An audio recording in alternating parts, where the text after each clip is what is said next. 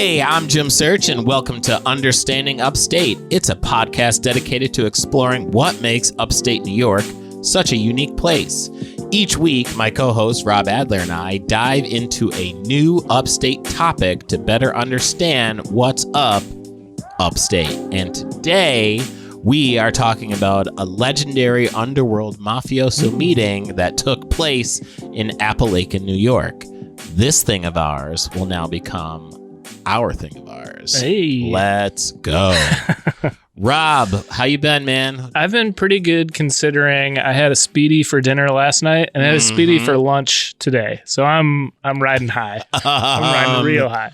Way to flex, dude. Yeah. So as I mentioned in our last episode, I grilled Speedies. Or in the last episode, I was beginning the marinade that night. So we were in the process. I have since cooked the Speedies in below 30 weather. Love it. And it was delightful. It was so they turned out good? Yeah, I definitely could have taken them off the grill a little sooner, but I think it speaks to the power of the Speedy that my overcooking them didn't totally fuck them up. Like, they're still great. They're still good.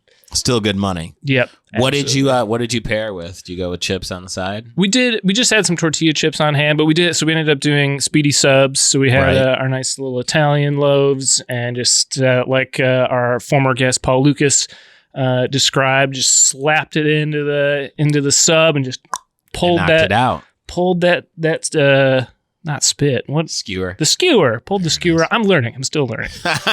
Pulled the skewer out. Right. And they were delicious. I believe it, man. I believe it, dude. It's interesting because, like, obviously you have them naked as they could be, and they're good. I'm a big fan of throwing, like, I like them dressed. Like, I'll throw lettuce, tomato, even like provolone cheese. For my sandwich today, I threw a little bit of Munster on there, and nice. It was great. I knew it would be good, but it was excellent. Yeah, really you can get some assisting players with that. It takes a team. Sometimes it takes a village to bring a Speedy to another level. You know what I mean? Well, good. For sure. I'm glad that went well for you. Yeah. And you deserved it. Thank you. I mean, I grilled up 6 skewers, so it's going to be Speedies for the rest of the week. Yeah, I was going to say, that was going to be my next question is how much, what was the volume? We did, I forget how many pounds of chicken it was, but it was like 6 full skewers, like stacked and packed. We did like a full bottle's worth of Lupos, which it was like 5 pounds of chicken. Right. And I got another bottle on standby. Love it. Yeah, I think maybe next time I might grill them inside, but we'll see. Yeah. We'll see. We got one at the house. I got a bottle stashed in the event in case of emergency. Lupos? Yeah, Lupos. All right. Should I try Salamitas next, or should we just stick with Lupos? I say try it. You know what I mean? Like, I feel like, to get like a full Speedy experience, like, you should try the 2 big players there, and then, you can then have your own, right? Or what's your preferred weapon of choice. Well, we'll use that for future content. Well, I'll get a bottle of Salamitas and Speedy Update 2024. And do like a live or, like on air, eat man. them and then let the streets know. Jim, I have enough video and audio gear where I could set up a camera in my backyard. I could set up multiple cameras around the grill and do a live stream. Oh my God. Listen, if, upstaters, if you're listening and you want to see some premium content of some live stream Speedy action, just tap in and let us know, because we'll do that for you. Yeah, I will make it happen. Yeah.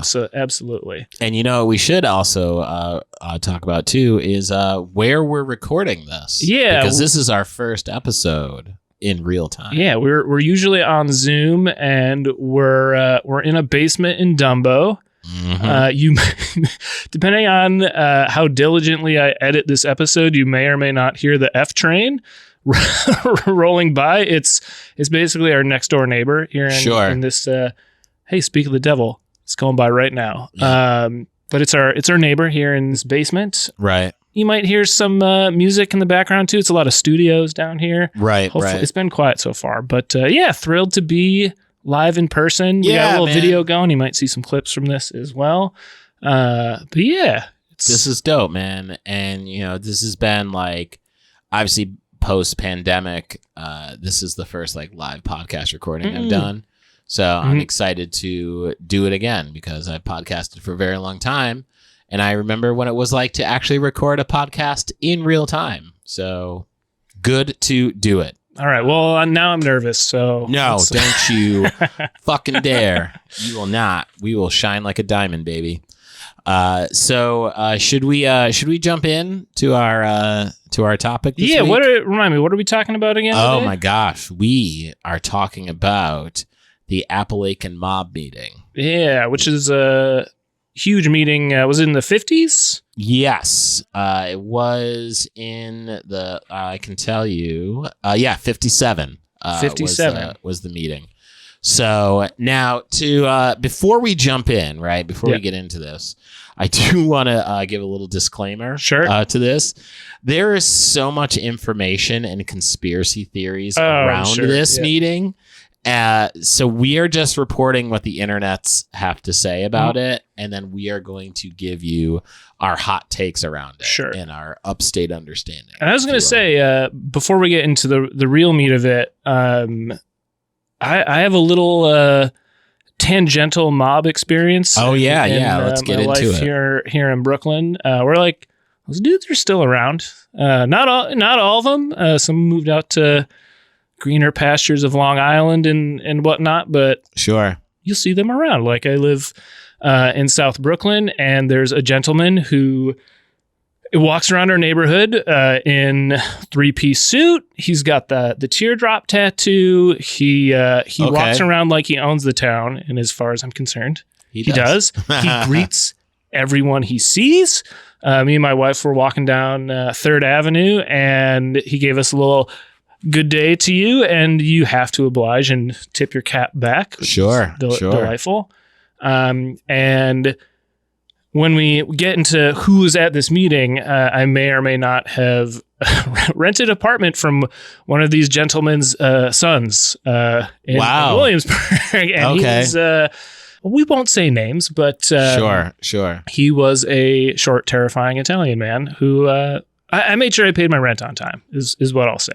Yeah, I'm glad you did, because you're here sitting with the show today, and I'm glad you didn't say I'll get it when I get it. For sure. Because he would probably not appreciate that. That would not have flown. It would have sunk in the river with some boots on. Concrete Nikes. So, that being said, let's get into it. Let's get right to it.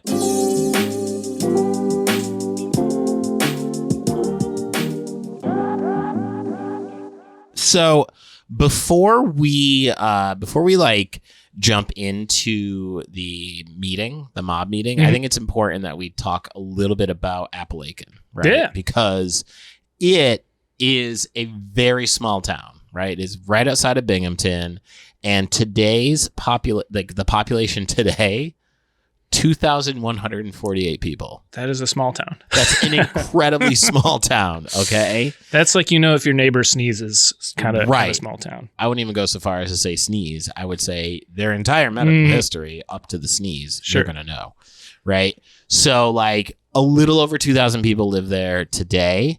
In 1957, when this meeting happened, less than 1,000 people. Oh, wow. Okay. Like, you could fit the entire town in a skyscraper. Wow. Yeah. Right? Yeah. Like, or fuck a skyscraper, like a project. Like, you could put the town of Apalachin in there. So, like, that should tell you how small this place is. Now, obviously, we've kind of led with the lead, if you will, of like, what does this small town have to do with a mob meeting? Well, buckle up, because here we go. Now, we have to go like before the meeting and then give you the events that led right up to it, because it would be unfair of us to be like, there's a meeting. You got to know all the players involved, right? All right. So June 18th, 1936, the leader of the Luciano crime family, Lucky Luciano, is looking at 30 to 50 years in prison, probably for everything. Yeah, that's a stint. For all the things that he has done at this point, right? Now, in 1946, he makes a deal with the feds, okay, under the condition that he just be deported. Right. So, like, they're like, if you do whatever you need from us, we'll let you go back to Italy. And he's like, cool, I'm out. Yeah. So instead of doing 30 to 50 joints, he's, in Positano chilling. Yeah. Right. Yeah. So now this leaves a power vacuum in the crime family. Right. Now, the acting boss, Vito Genovese, okay, he's now in charge. He bounces to Italy, right, with $750,000, right, in cash. Hey, if you're Rick James, that's a week's worth of cocaine. Right, exactly. That is. So if you haven't listened to the Rick James episode, jump on back so you know what we're talking about there. But yeah, he has $750 large in cash, which again, I don't even know how you keep that. Like, yeah, jeez. That's just a shit ton of money. Yep. So the reason he's leaving the States is he is fearing prosecution of the murder of Ferdinand Boccia. Ferdinand Boccia. Yeah, sure. Yeah. I call him Furry, but yeah, he's cool. Furry. he loves that. Yeah. So Vito whacked that dude, and he's worried about getting clipped for that. So he bounces. Now, with his departure, Frank Costello becomes the acting boss. Right? So again, there's so many moving parts here. This doesn't sit well with Vito. Okay? He's like, what the fuck? Now, after this, Vito decides that he's going to make a move on Costello. Okay, he's going to kill him and Albert Anastasia, who's the boss of the Anastasia crime family. Right. And he is a big supporter of Costello. Hence why he's like, get both those guys out of there. I'm not into it. So Vito comes back to New York in 1946. All right. And then he gets pinched for the murder that he fled for and beats the charge. Probably on some intimidation shit, because it's not lost on us that sometimes bad people get away with shit. So Vito then makes his move and has Vincent Gigante try and murder Costello. And I say try because he does not succeed. I read about this a little bit. Yeah, okay. Yeah. Right. All right. So he grazes him, but that's enough for Costello to step down. Because he's like, I'm not trying to get killed. Did you read about the trial at all? No. What? So Costello, he got grazed in the head. That's enough, right? Right. Got grazed in the head, and Costello would. He thought he was untouchable. Like, no bodyguards, nothing. He would just, and he had a very strict routine, like daily routine. So very easy to find catch him in the street if you were so inclined, right? Right. So Vincent, I believe his nickname is The Chin. He's a boxer. He catches Costello coming in or out of a restaurant, and tries to shoot him in the head, like going for gold. Sure. And police come. He's in the hospital. He gives no information. Like, he has a pretty good idea of who tried to shoot him. He turned around because I think Vincent said something to the effect of like, "Hey, Costello, this is for you." Like, something. The kind of heads up you'd want to give a person you're trying to shoot in the head. Right. You want to get a clean shot. You want to see their face. Sure. Right. So he gives no information to the police. They go to court, and Costello's on the stand, and he gives his vivid details of his experience, but no details about who did it. And very clearly is not going to give any information because it's a inside. This is a family dispute. Yes. Right. And allegedly, as he walks by, Vincent whispers, "Thanks, buddy." Yo. Well, that's very thoughtful of him to not rat him out. Yep. And for him to be like, I'm out. Yep. Right. Yep. I'm here. That's my gift to you to leave. Right. Yep. That's how one would interpret it. Is like, I'm not going to tell on you and I'm going to leave. So you do with this what you want to do. Right. So with Costello out of the game, now that just leaves Anastasia. Right. Mm-hmm. He's the other Vic that is going to get killed. And all this happened. Like if you've seen any of the Godfather movies, like if you want to kill someone, you have to get permission. Right. Or particularly if you want to kill a boss or someone high up. Or a made person. Yes. Made. And all of this, these attempts that we're talking about were not sanctioned. No one got permission. So like shit's running wild. Right. At this point. This is a hostile acquisition. Yes. Hostile takeover. Absolutely. A merger and acquisition is murder and acquisition? Hey, hello. So Anastasia gets killed while he's getting a haircut. So he's in the barbershop chilling. A little too much off the top. Yeah, the guard was not. There was a guard there that wasn't quite a good enough guard. So some real gangsta shit went down, and Anastasia's killed, and now Costello's out of the picture. So now with the rivals out of the way, Vito wants to legitimize his power by holding a national Cosa Nostra meeting. He wants a huge convention to let everybody know that he is now in charge of Luciano crime family. Now, it's like a conference for murderers, right? It's like you get a badge, it's like, oh, where do you kill? It's like, no, I kill in Detroit. Where do you kill? Oh, in Orlando. It's too hot, but people die. Anyway, so he wants to have this meeting. Now, it's originally slated for Chicago, right? But it's moved to Apalachin, right? Again, not too far from Binghamton.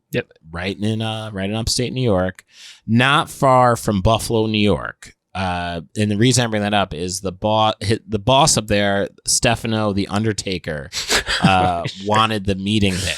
Okay. Yeah. Now I don't know if this is like to keep business in New York to bolster the economy. Sure. But this was he had some timeshares in Appalachia. Sure. in the fun sticks of Appalachia, which when Appalachia, I read the proper pronunciation, but I can't do it. It's Appalachian, but Appalachia also works too. It's pretty interchangeable. And when I tell you that this is a very small place, like I've been there plenty of times, I've passed by it. This is like the sticks. Right. Okay. Now, October 14th, 1957 is the day of the meeting. All right. And the meeting is held at Joseph Barbera's estate in Apalachin. And Barbera is the mob boss located in the Endicott area, which is right near Apalachin. Okay. The agenda of the meeting is pretty straightforward. Gambling, casinos, narcotics. We're also going to talk about the Anastasia murder. Okay. Right. Because again, as you said, this wasn't cleared. So there's a lot of questions of what the fuck's going on. Prior to this meeting, too, I read that a bunch of the families, I think like the 5 families in New York, I don't know if any other regional families went, but they went over for a meeting in Sicily with the main families still in Italy, and Luciano was there to set up how they were going to get heroin into the United States. Yes. Which that meeting was held so secretively that neither the Italian or United States feds basically knew about it until the 80s. Like no one knew it happened until 81. That meeting happens, and it kind of points out how up until this point, how clueless the United States federal, like FBI and everything, they were not on top of this shit at that point. And those organizations don't talk with each other. So organized crime can, when they, collaborate, when they work together, they're able to do some shady shit. And, I'm jumping ahead a little bit, but, J. Edgar Hoover, who was the head of the FBI and also a piece of shit, denied the existence of the mob for years. they thought there's no possible way these guys are smart enough to like pull off this massive organization and organized, and again coming back to that level of intelligence, right? Yes.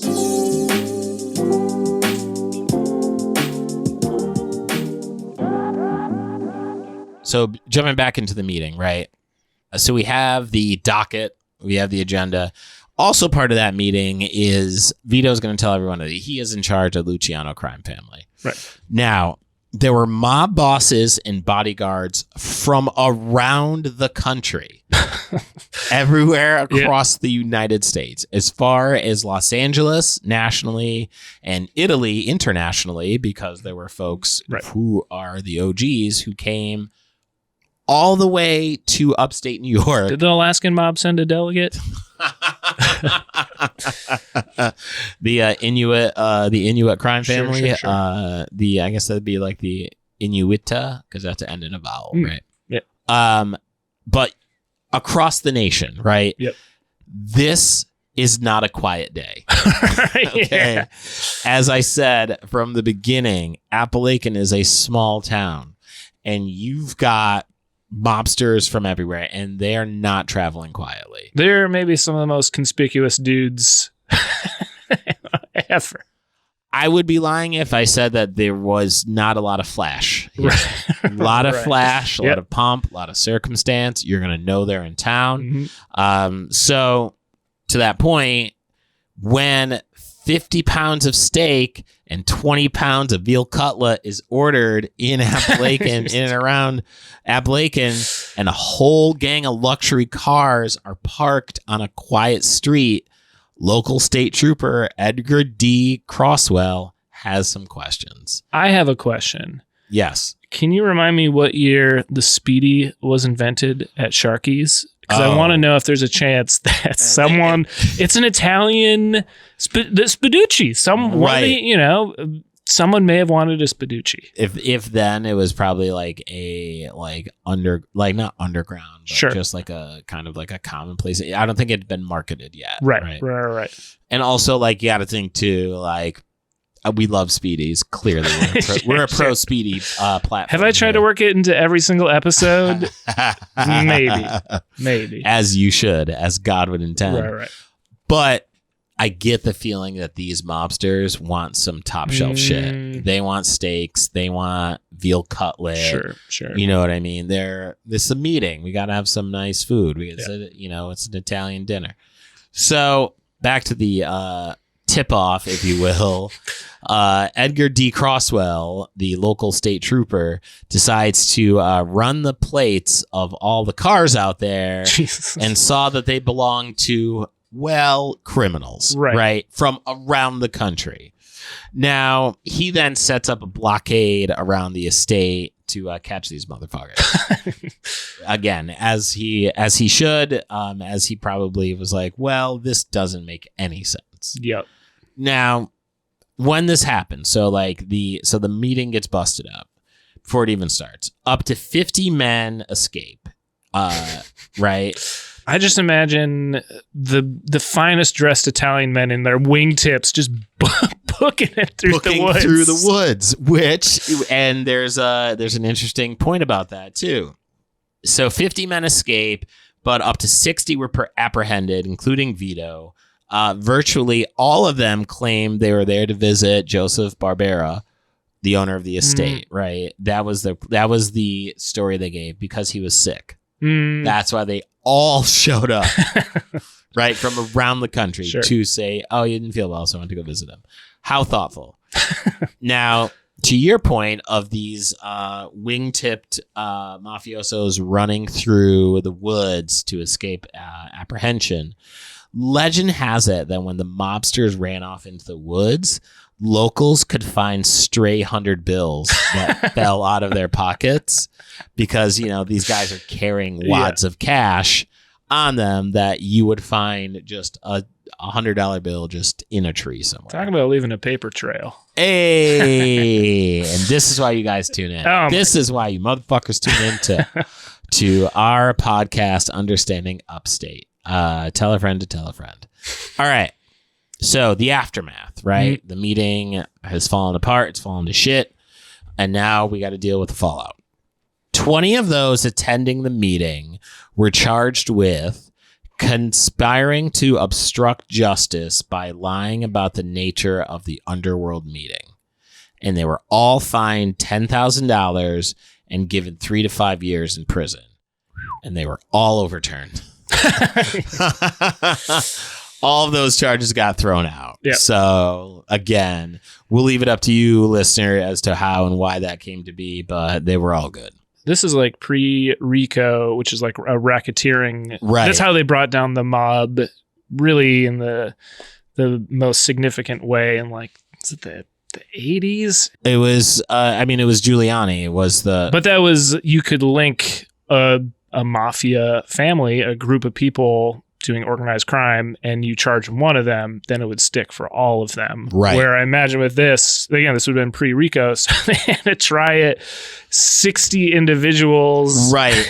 Like a massive amount of time and effort to get all of it turned over. And all of them saying, yeah, like if you're doing it siloed, it's like one of them's like, yeah, I was there to visit a sick person. I was there to visit a sick person. It's just like, well, you can't stick it on all of them. Yep. So, as I was saying earlier, right, J. Edgar Hoover, the head of the FBI, and as I said, an overall racist piece of shit, denied the existence of the mafia for years.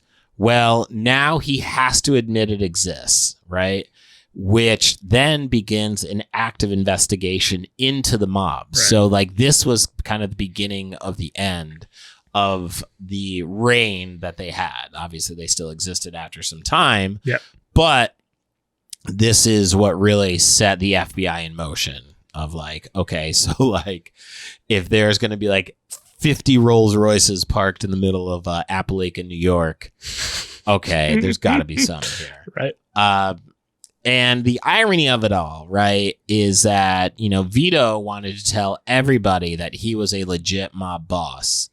But who he told were the feds. The people you probably don't want to know. Right. Right. So, like I said, this kind of led to the beginning of the end of the mob as we knew it back then. Right. So, as a result of this meeting, the membership books to become a made man were closed. So there was a hiring freeze, if you will, right? Sure. They paused growing the company, right, up until 1976. Right. Then they found some time to start to freed reopen. up some funds. Yeah, freed up some Payroll funds. has a little more room. Sure. Right. There were some casinos we could knock off. Right. I'm sure cocaine had nothing to do with that. Not at all. Couldn't imagine that. Now, in popular culture, right? Because this, again, was such an iconic moment in terms of, the reshifting of organized crime, again, happening all in a little town in upstate New York. It's been referenced across a lot of different places. The book and the movie version of this, the Apalachin Papers, is a place. And, there's a lot of different places. In the film, Analyze This, the protagonist, Paul Vitti, Robert De Niro, remembers his father and best friend Dominic fleeing from state troopers and commandeering a farmer's tractor to escape back to Manhattan. Also in, Goodfellas, they mention this as well. I believe Henry Hill talks about, time, there was a good time, before Apalachin and everything, Also, I would be interested to see this too. I haven't seen it, but the meeting is mentioned in season 5, episode 4 of The Marvelous Mrs. Maisel. They talk about this little time, and the meeting is also mentioned in the 2013 film The Family, also starring Robert De Niro. De Niro playing a mobster? Yeah, I know. That's what I. A bit of a stretch. But. Yeah, I feel like it really tests his range as an actor. Sure. Because, with a last name like De Niro, you would think that he would be in a different role during this time. And that is the story of the Apalachin mob meeting. Again, a pinnacle moment in upstate New York. The underworld found its way not too far from Binghamton, New York, with disastrous results. Down under to upstate. Yeah.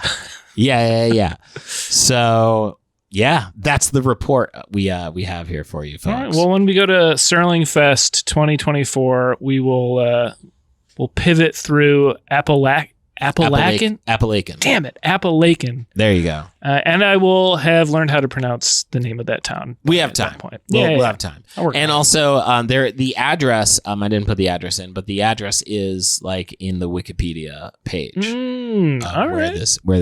where it took place. So I don't know if it's landmarked. I don't know if the government has made this a fun landmark for people to go. Oh my! What a priceless moment in time. I don't think it. I'd pull over for that. Yeah, be like, man, can you imagine back then all these wingtip shoes? Just they're replica wingtips. Like, oh man, they got a restaurant serving up steaks and veal cutlets. Sure, yeah. It'd be a real boom for that town. You would think. Apalachin should tap into its roots and history. You know? We'll pitch it to them. We can go to a city council meeting and say, hey. I'm sure they'll be very receptive. Yeah, because there's nothing else that they would like to talk about in terms of their accomplishments from Apalachin. So yes, again, that's what I got for our little trip here into upstate New York. Should we pivot to our the next part of the episode to close this sucker out? Yeah, let's get there. All right.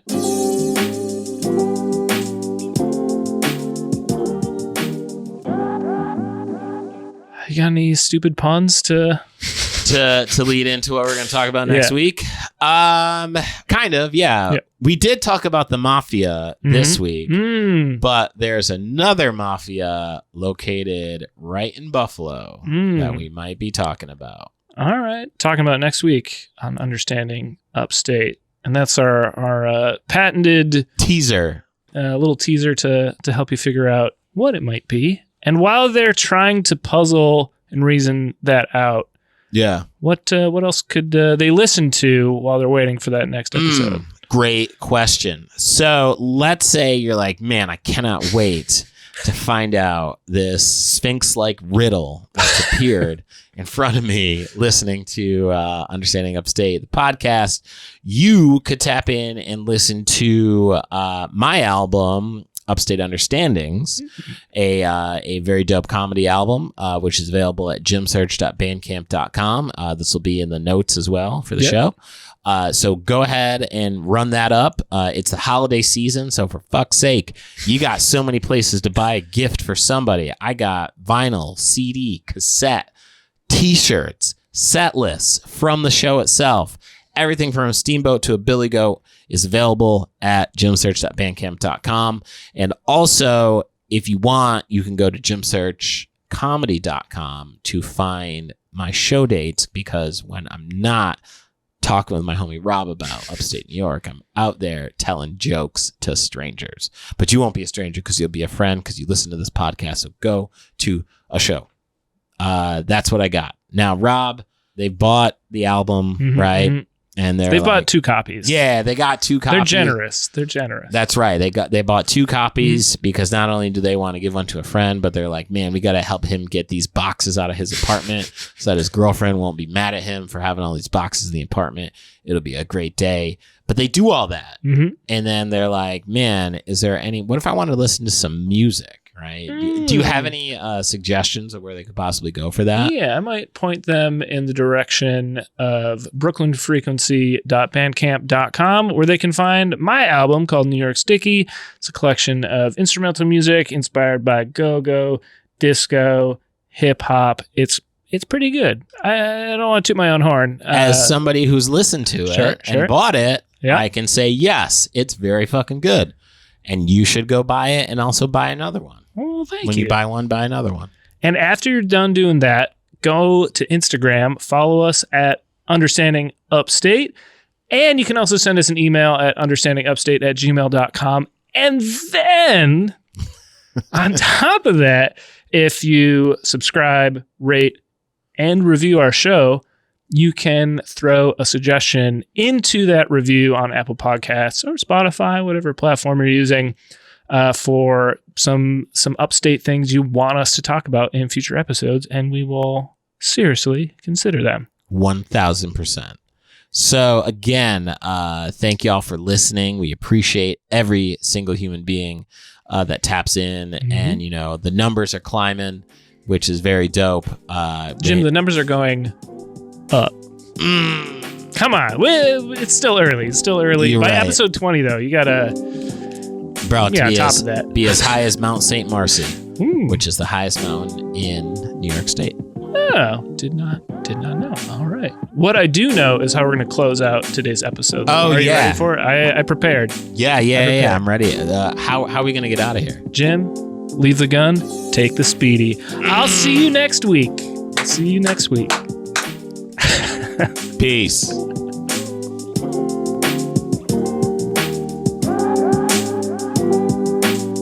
Understanding Upstate is a podcast hosted by Jim Search and Rob Adler, edited by Rob Adler, and music from Regal Monk.